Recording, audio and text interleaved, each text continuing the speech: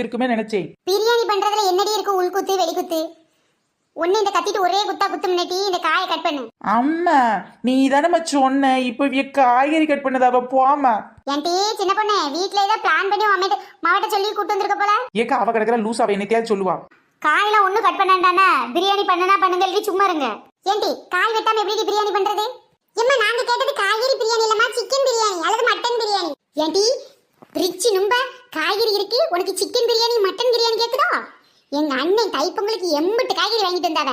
இந்த காய்கறி முடிகிற வரைக்கும் சிக்கன் மட்டன் மீன் இறாலுன்னு எவ்வளாச்சும் வீட்டு பக்கம் வா கொன்னு பட்டை கொன்னு காய்கறி பிரியாணியா செய்வேன். வேண்டாம்னா சாம்பார் வச்சு ஊத்துதேன். ஒல்லுங்க மரியாதை சாப்பிடுங்க. ஏன்டி இப்ப என்னடி பண்றது?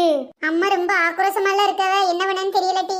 என்ன ராணியக்கா நீங்க நல்ல நாள் அதுமா தைப்பொங்கல் முடிஞ்சு காணும் பொங்கல்னு சொல்லிட்டு ஊரோட கறியை வாங்கி சாப்பிட்டுட்டு இருக்கு. உங்க பிள்ளைகளுக்கு மட்டும் நீங்க இப்படி காய்கறி போட்டீங்கன்னா அதுக்கு கவலைப்படாதா? கவலைப்பட